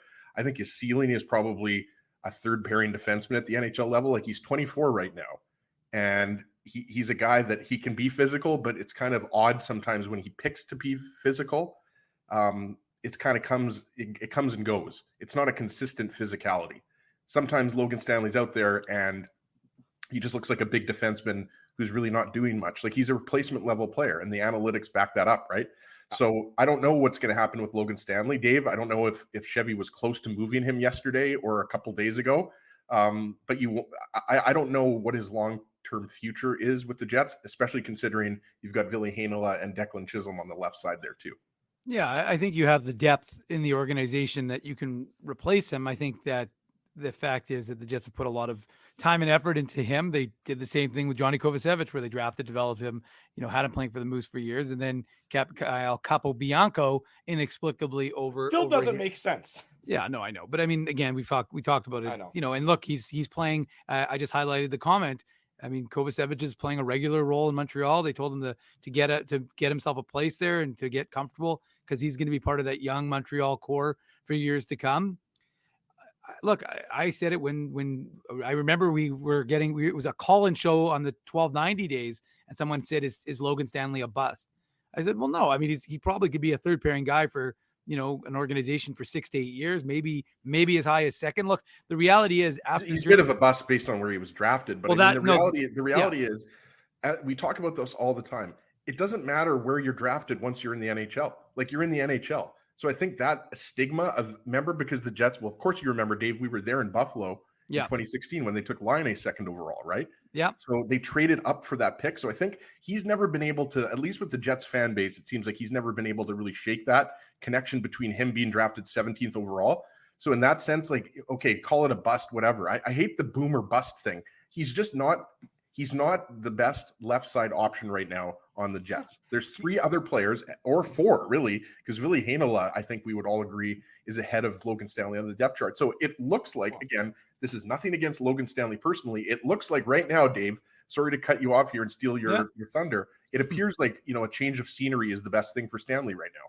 Yeah, and I think the most important point, and I wrote about it on a little website called thelegalcurve.com, it's the truth is that people need to realize guys ask for trades all the time and they don't materialize. Like Evander Kane played through how many years in Winnipeg asking every single year for a trade. There's a lot of guys who ask for trades that never come to be. So it's not like and to be honest with you, that's not a castigation of Winnipeg. It happens in every organization throughout the course of the NHL, whether you're in Tampa, Florida, or if you're in wherever. Guys are unhappy with their roles and want things to change. And again, they, as much as anybody else, live in instant gratification society where we, need these guys to be this, and this. And the fact of the matter is, look, the Jets lost a player because they held on to Logan Stanley because they didn't obviously, decide that they didn't want to take a risk. But the problem is they're putting themselves into a similar position next year, right? Next year, they're going to have, the left side, let's be realistic. What's your left side of the Jets next year?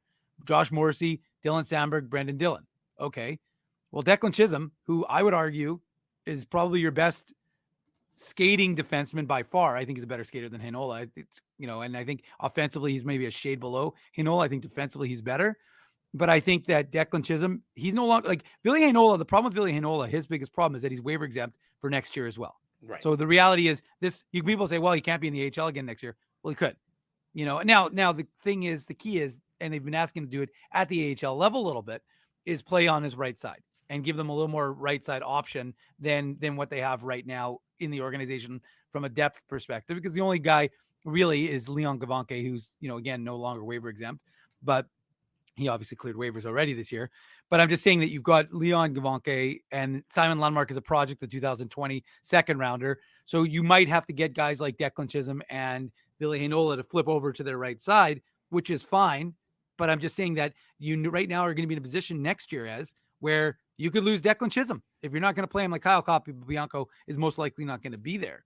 But you have to be able to make decisions on your team and evaluate your team and where this team is going to go. And again, Declan Chisholm was an AHL All-Star, not by accident, right? It's not like a participation trophy where you have to pick one guy. Okay, he's good enough, we'll give it to him. He's a very good defenseman. And so I'm just saying that you don't want to run into a situation where you have literally spent years of your time, your energy, and your money to invest in a player and then to just lose him for nothing like they did with Johnny Kovacevic. And again, I think it'd be a mistake to lose out on a guy like Declan Chisholm. Now, look, I understand they have to come out and play in the training camp and they have to excel. But I'm just telling you that you don't want to run into a situation again next year where you kind of have this very odd logjam of guys develop and lose. Well, exactly. So look, I mean, do they need to do something? No. I mean, obviously Kevin Cheveldayoff didn't hear what he liked from any potential offers, if there were any. And I agree, Drew, it's kind of again, if Logan Stanley was the Logan Stanley after the COVID year when he came out and he was gangbusters and everybody was like, wow, Logan Stanley looks fantastic. Mm-hmm. And he did. And again, like I said, I always thought him as a third pair 6-7 guy, but suddenly he looked like a 4-5 guy, the way he kind of came out after that kind of unusual season. He obviously had a good time training, but it's fallen off again. And you could say, well, it's not because, I mean, look, how many games did he play last year? 50, I mean, 70. I think he played 77 maybe last year, Like he played a lot of games. It was either Yeah. 58 or 77. It was a bigger number. It was more than just a small sample size. Yeah. So I'm just saying he had the opportunity Last last year year. was 58. 58. Okay, so I knew it was one of the two. But the point is that he had that chance, and he didn't solidify himself in that role. And now, as I said, a guy like Dylan Sandberg has moved past you. And again, the organization from an asset management perspective has to be smart and say, okay, well, we can't afford, like Villahinola, whatever, you've got protection there, but you can't afford to lose guys for nothing. You're not getting Declan Chisholm through waivers. Not one NHL. I'm telling you right now, there's 0% chance if they put him on waivers, he's getting through waivers. Well, again, because he's cheap and he can skate, and there's plenty of teams in this league that we know who are so cost conscious that they are willing to take a flyer on a young player who just might have some upside. I mean, the Jets did it with in putting a claim in for Janssen Fialbi. I mean, and Chisholm, is a young defenseman. You shouldn't give young defensemen are what you can't lose for nothing. So it is still, if you want to talk asset management and everything else this season, Kevin Cheveldayoff has done a terrible job about it, losing Kovacevic for nothing. That was inexplicable when it happened 6 months ago and remains inexplicable today. It remains just a horrible. And Esimont is even worse because Esimont was actually having an impact on the roster. All due respect to Kovacevic, he only played a handful of games on the roster. So losing Esimont, in my opinion, was worse. Well, they're both terrible. You lose guy, and then you have to go in and basically reacquire the guy that another team traded for to get him. I mean, it's just like, there's been a lot of managerial malpractice this season with regard to the Winnipeg Jets and how they've used and the decisions that they've made. And that in and of itself is adding to the frustration that everyone is seeing and the questions, legitimate questions about where this team is going and where this franchise is going and Kevin Cheveldayoff's job in stewarding this franchise moving forward. Those are legitimate questions that these moves have only exacerbated. When we come back, Derek Van Diest of Post Media is going to join us for more on tonight's Oilers-Jets rematch, last night's game as well. Stay with us. Saturday morning, it's the Illegal Curve Hockey Show. More Jets talk to come. We're live on YouTube. Bottom of hour number 2. We're back on the Illegal Curve Hockey Show. Drew Mandel, Dave Manuka, Ezra Ginsburg with you. Reminder, the marathon of Illegal Curve shows continues with the post-game show tonight, 8:45. Give or take, that myself and Dave M will discuss everything to do with the Winnipeg Jets and the Edmonton Oilers. The Jets looking for redemption after what was obviously just a disaster of a game last night in the Alberta capital. The Jets back on home ice looking to let their home fans have something to cheer for. We've talked so much about the trade deadline. We talked about last night's game, obviously, on the post-game show last night.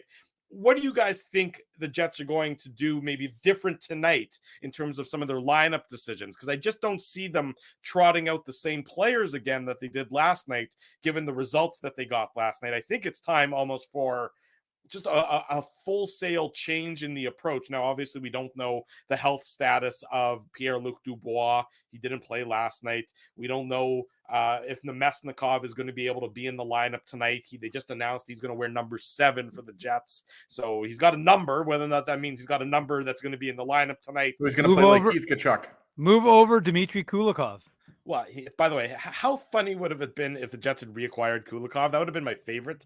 First of all, the Penguins, it's a horrible trade. I mean, is Dmitry Kulikov any different than it's the same Kulikov that I remember from a bunch of years ago who wasn't that good, trade's not going to have any impact on how the Penguins do in the playoffs. But it's so, like when it's a terrible trade, but it's just not. It's a inconsequential trade as far as I'm concerned. Kind of like when the Penguins traded for Nathan Beaulieu and the contingency on the trade was that he needed to on the pick was that he needed to play like X number of games and X number of playoff games, and I was like, okay, well that's basically a trade for nothing. Right. That's a dump. They gave up a 3rd round pick for him. I'm like, how is Kulikov still worth a 3rd round pick?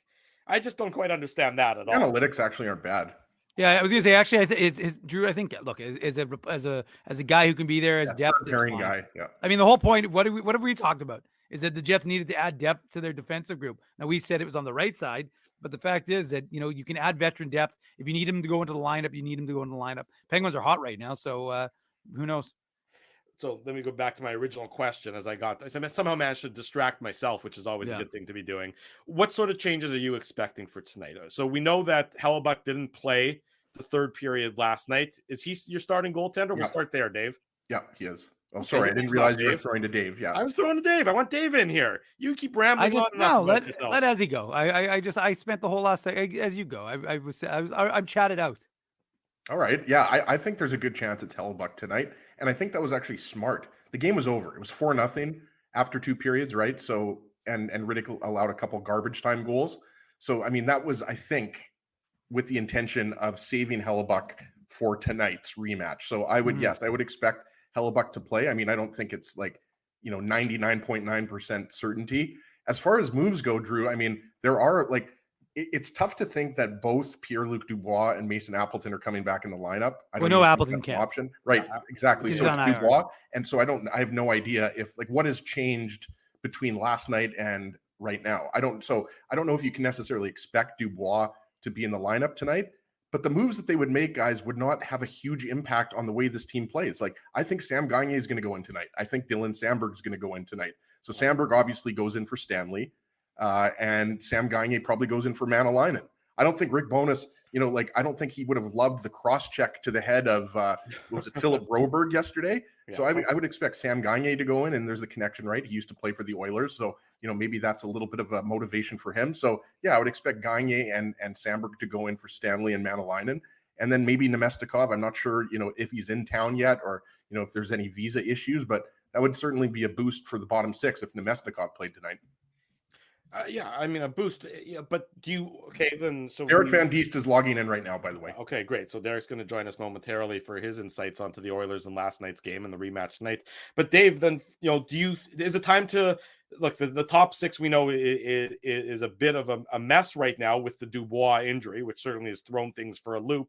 Mm-hmm. So, but is it time to maybe look at that and try and fix that and change that up from last night as well? I mean, it's just been such a bizarre sort of sequence of events. Hold that thought. We're going to welcome to the program Derek Van Diest from Post Media. He covers the Edmonton Oilers. How's it going, guys? Good. How are you, Derek? Good.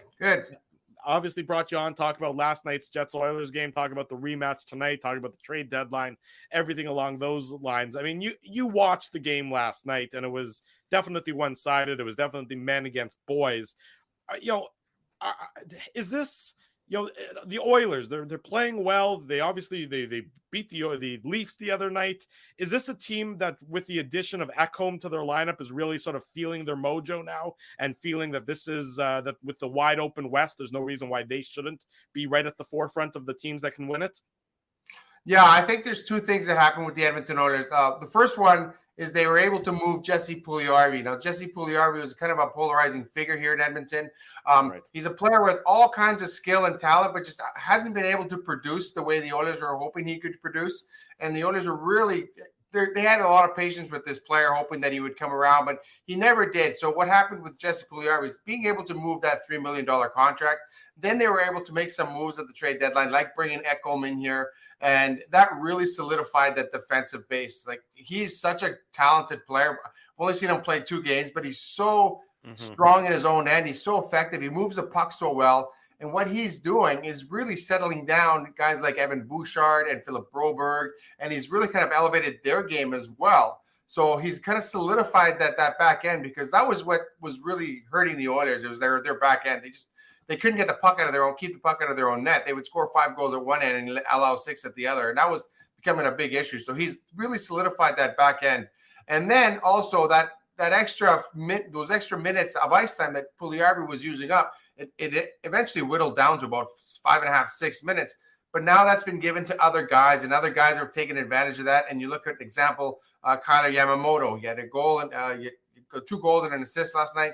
He's making the most of that extra ice time. And I think that's what's kind of freed up the Oilers a little bit. They have a lot of speed in that lineup. And to me, last night, the Jets won. They were throwing the puck away unbelievably. Like, some of those turnovers were just incredible. I'm still that DeMello turnover still on the Nugent Hopkins goal. It's like he was centering the puck to him. He gave it right back to him in the slot.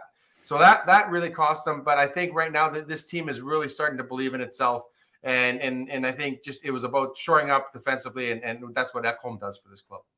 Just sticking with Ekholm, because we have to address Ekholm, because he's a guy that we've been talking about would be perfect on the Jets for years now. Obviously, that with seeing him in the Central Division going back to the 2018 second round series between the Jets and the Predators, and you mentioned that it's a perfect fit for this team. What about the return, though? Because I guess it's a two-part question with the return, because they gave up a lot, and Reed Schaefer went right after Brad Lambert. And I asked Drew, Dave, Reed Schaefer was a guy, after speaking with Craig Button and how high he was on Reed Schaefer, Edmonton kid, he's having a good season with the Seattle Thunderbirds, big guy. They gave up a lot, right? Like Tyson Barrie, first-round pick, Reed Schaefer. I mean, it's not a coincidence Reed Schaefer was included in that deal. Nashville clearly, wanted to add to their prospect pool. So were Oilers fans okay with the return, considering that they finally got their, left side shutdown defenseman? I think that's a wait and see question to see how well Reed Schaefer does in the NHL. He's known pretty well in these parts because last year the Edmonton Oil Kings played the Seattle Thunderbirds in the WHL final, so they got a really good look at Reed Schaefer, and I think a lot of people really liked what he brought to the table.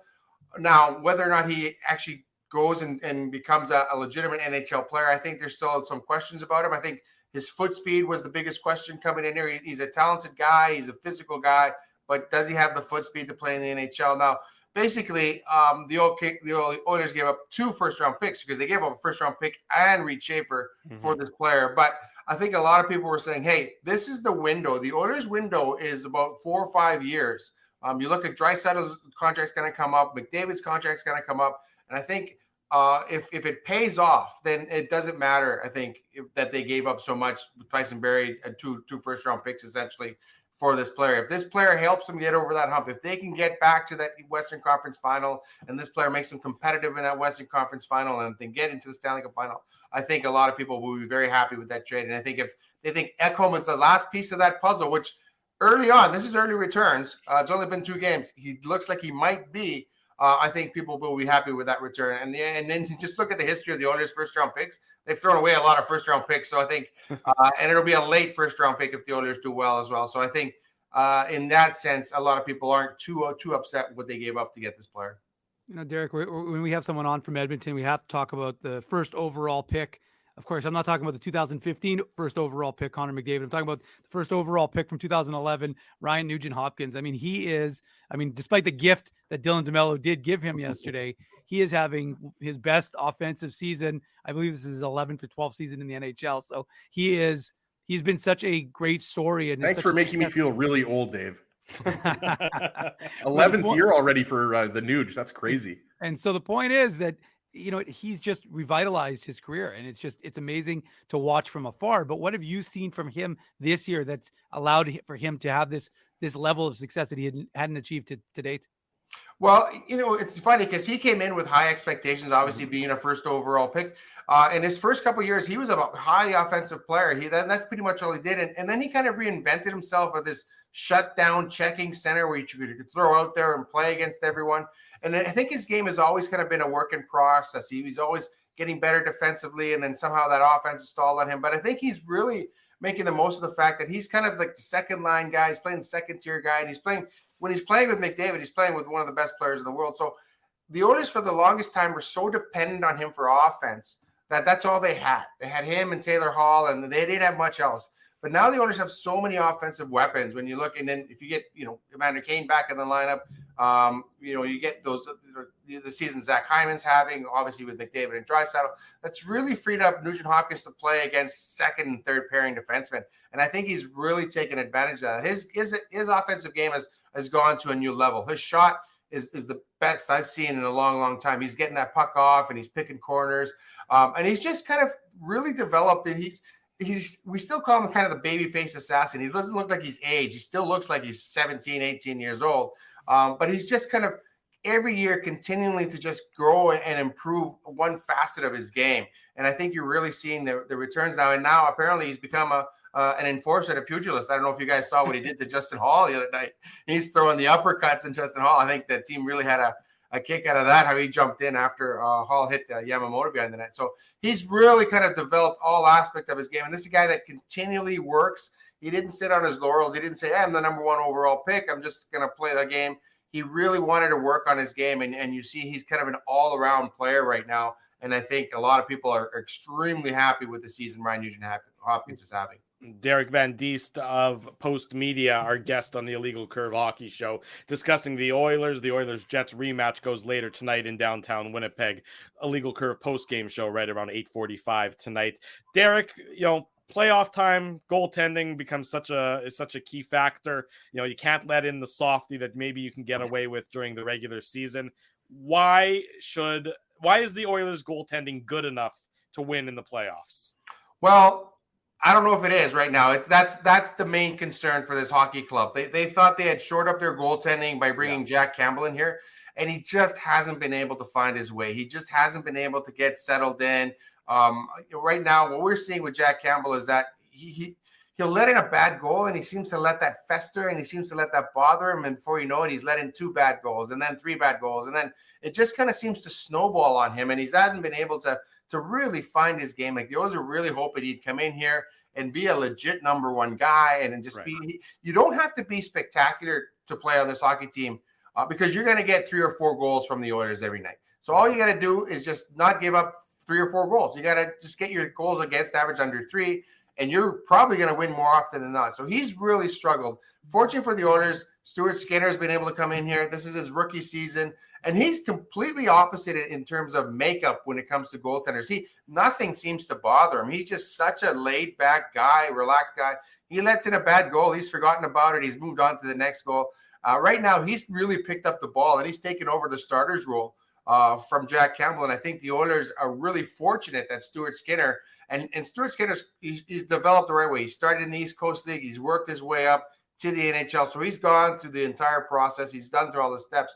But right now, Stuart Skinner is carrying the ball for the Edmonton Oilers, and they're hoping that Jack Campbell can eventually find his game. But it's been such a long time that Campbell's had some good stretches, but he hasn't really won over the confidence of the team and the fan base here. So they're going to go with Stuart Skinner for a while. Now, whether Stuart Skinner is good enough at playoff time, he's been good enough for now. Whether he's good enough at playoff time, that remains to be seen. But again, the Oilers goaltending doesn't have to be lights out. They're not going to be beating teams 1-0, 2-1. They're going to be scoring 4 or 5 goals a night. So all the goaltenders have to do is just not let in a bad goal every night and keep their goals against average under 3. And odds are the Oilers are going to win. They just have so much offense, and you can't take a penalty against this team. Like, that power play is absolutely deadly. The goal that Draisaitl scored yesterday, he's scoring goals from the goal line, and I think he had this much room. That was an incredible that 6th goal. And he also had time to put the net back on the moorings. Exactly. Right? That's something I've never seen before. Put the net back. No one seemed to notice the net was off. He put the net back, and then his feet would be behind the goal line, and to be able to pick that spot is unbelievable. So right now he's starting to really get going as well. So that's when it comes to goaltending. You just have to be average. You don't have to be outstanding goaltending, and it'll be fine for the Oilers. So I think that's what they're looking at right now, because they don't have an outstanding goaltender. Stuart Skinner is just getting the job done for now. Derek, I wanted to ask you about the third line of the Oilers, right? Because here in Winnipeg, we've talked a lot about Adam Lowry. I'm sure that you've heard of his goal-scoring struggles, 30-plus games. Not sure exactly what it's at, 33 games, 34 games, whatever. Dave's giving me fingers, so it might be more than 34 games. But I mean, 35. 35, there you go. The third line has been an issue for the Jets. Both the third and fourth lines, with Morgan Barron has been a fixture on that third line, and then you've had guys like Mason Appleton and Carson Kuhlman. But for those who don't know, the third line of the Oilers, and correct me if I'm wrong, if this has been different, but for the most part this season, it's been Ryan McLeod, Warren Foegele, and Matthias Janmark. I'm sure that there's been some other players on that third line, but just looking at the offense, I mean, you've got 30 goals from those guys. And the Jets are nowhere close to that. And the question I had is how important has that been for the success of the Oilers? Because obviously Connor McDavid, Leon Draisaitl, Ryan Nugent-Hopkins, Zach Hyman, like the top 6, Kyler Yamamoto, the top 6 has never been an issue really for the Oilers. But some of that in the depth lines, third and fourth lines, have been an issue. So how important has it been for their success as of late and this year that they've had, a solid third line that, they can mix it up, but they can also contribute offensively? Yeah, that's been huge for the Oilers this year. That's been a big part of their success. And I think we were doing the stats. I think the bottom 6 this year, they're plus 15 or 16 or something like that. And in the past years, they were even or minus. So basically it was essentially if the top two lines weren't scoring 3 or 4 points a night, the Oilers weren't going to win. Now I think they've really solidified that third line. Warren Fogel's come in and he struggled a little bit, but now he's really found his game. And McLeod can really skate. His skating is very impressive. That's the thing. That line can skate. They have guys that can skate. McLeod can fly. Vogel can fly. And Yarmark's really kind of he's such a veteran guy. He had to start the year in the AHL just because of the Oilers' salary cap issues, and then they were able to kind of fix those salary cap issues, bring him back up, and he's really kind of stabilized that third line. He's got a really good veteran presence, and he's another guy. He's a veteran guy, but he can skate, and so that line really creates a lot of problems on the rush. And basically, they're doing is be solid defensively, get turnovers, and head the other way, and that's they're doing that successfully right now, and that's really helping the Oilers, and it's taking a lot of pressure off those top guys that, they are scoring 3 or 4 points every night, but they don't have to win this year, as opposed to past years. If McDavid didn't get a goal and 2 assists, the Oilers were probably going to lose. It's not the case this year because those guys are contributing. Like I said, I think they're plus 15 or plus 16 this year when they go out there. So I think they have a lot of confidence in that third line. And if you can get basically the third line is out there to kind of fill the time for the first and second line, right? And you just want to be even when you're a third line player. But when those guys are plus 14, plus 15, they're going to get more ice time. They're going to get more opportunity. And right now they're healthy, which is one thing. I think both Vogel struggle with some health issues. I think McLeod had a bit of health issues. So they're healthy right now. They're flying and they're playing really confident. And then again, they're playing against bottom pairing units because the top pairing units are busy with the Oilers' first two lines. So they're getting the good matchups. They're getting the quality matchups, and they're making the most of those. Well, Derek, one guy who gets the top pairing units and doesn't seem to matter who he's facing. And I have to ask, even though I asked about one first overall pick, now I'm going to go back to 2015 and ask you about Connor McDavid, because we can't have a conversation with you right now and not talk about the historic season he is having right now. I mean, this is Gretzky, Lemieux, type numbers. We just don't see this in today's game. And what he's doing, the way he's elevated his game, you get the luxury of watching him, game in and game out, and watching him in practice and watching the things he's doing. Has he made any sort of amendments to his, like what he did in the offseason to get to this level? Is it just more comfort with his Oilers? Because again, he's on pace for, I think, close to 160 points. He's 2 off his career high, in 17 fewer games. So, I mean, he's just reaching, we never thought, McJesus could reach another level, but he's reaching like 3 other levels. And it's just incredible because he's bringing the whole team along with him. You know what? Have you guys seen that documentary, The Chicago Bulls, The Last Dance, where Michael Jordan's talking and he's saying how he took things personally? He's like, then that was kind of a motivator for him. I honestly think the fact that Connor McDavid was not a finalist for the Hart last year and everything was about Austin Matthews, and Austin Matthews is getting 50. Austin Matthews is the greatest goal scorer of all time.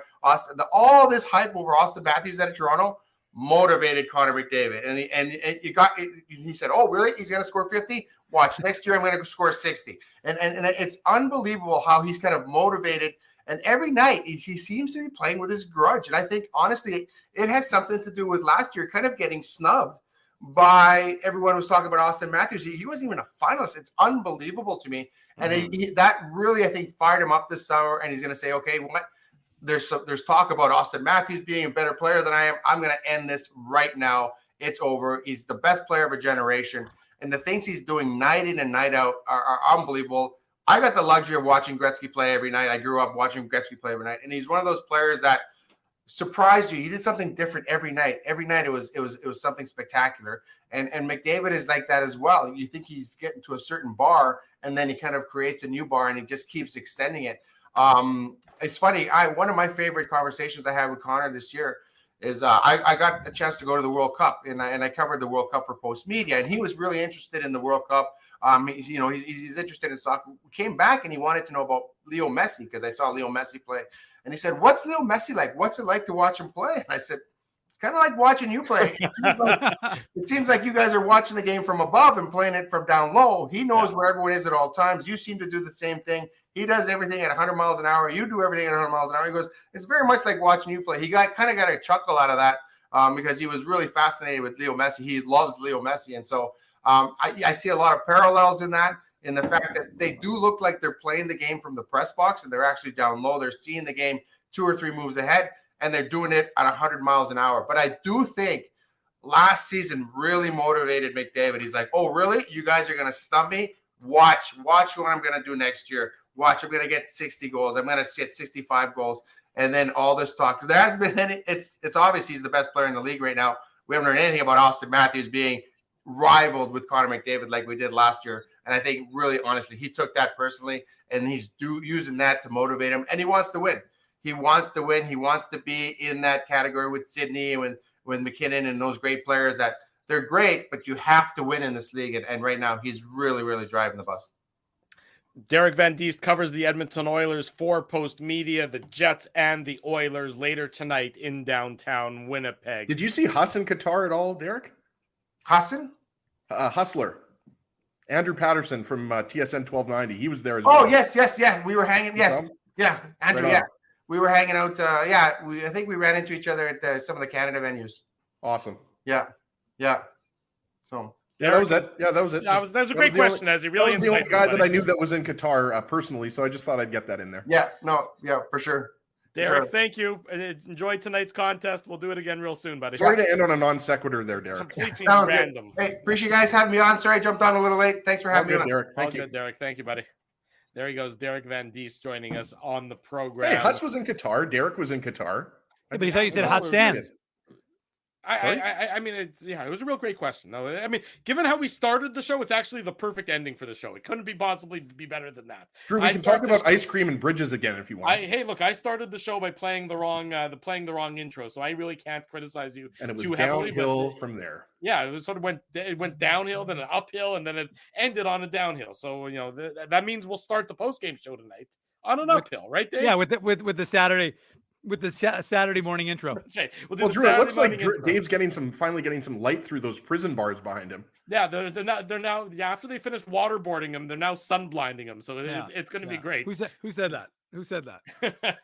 That's it for the Saturday morning Illegal Curve Hockey Show. A big thank you to Derek Van Diest. A big thank you to Scott Billick for joining us. A big thank you to all of you in the chat and who are watching us live on this Saturday morning. In case you missed any of the show, the immediate replay is available on YouTube. And of course, the podcast will be available probably within the hour or so as Dave M will do his. Usually half an hour. Work. Half an hour. Usually you're pretty good at getting it up. We appreciate your efforts as per always. I don't need Viagra to get it up. If you haven't, good God almighty, if you haven't already done so, folks, smash the like button, subscribe to the YouTube channel, subscribe to the podcast, leave us some feedback. We always love to hear what you have to say about the show. Leave that feedback on YouTube. Rate us and review us on all your favorite podcasting networks. Leave us some comments on iTunes and all that jazz as well. Reminder, post-game show later tonight, 8:45 or so. Dave and myself will discuss the Jets and the Oilers. It will be certainly an interesting conversation. You won't be there, you said. You already told us you're not coming. Mm-hmm. Yeah, so that's why I didn't mention you. If you change your mind, I'll give you some props. I'll say I'll be you'll at be the back cottage having a few cold beverages. I'll be watching the game, maybe tuning in. Okay, well, in that case, enjoy joining the chat for tonight's post-game show, if that's what you're I've been planning. relegated to the chat today. As he's got authority now, he could just join anytime he wants. Oh, good Lord Almighty. From wherever he wants. We might have to change that authority around. A big thank you to all the sponsors of Illegal Curve who make the Saturday show, the post-game show, and the website a possibility. Our friends at Rumors Restaurant and Comedy Club. Dave Hempstead in town tonight. His final 2 shows sold out, I believe, for most of the shows, but there might be some left. So get them at rumorscomedyclub.com. Our friends at Linden Market Dental Center, Zappia Group Realty, Betway, Tough Duck, Boston Pizza, Seagram's, Rolly's Transfer, Grid Park, and The Keg. Support these fine businesses because of their continued support of Illegal Curve Hockey. There you go. Frosty Winnipeg has it up there on the screen. He's doing his good work as he usually does.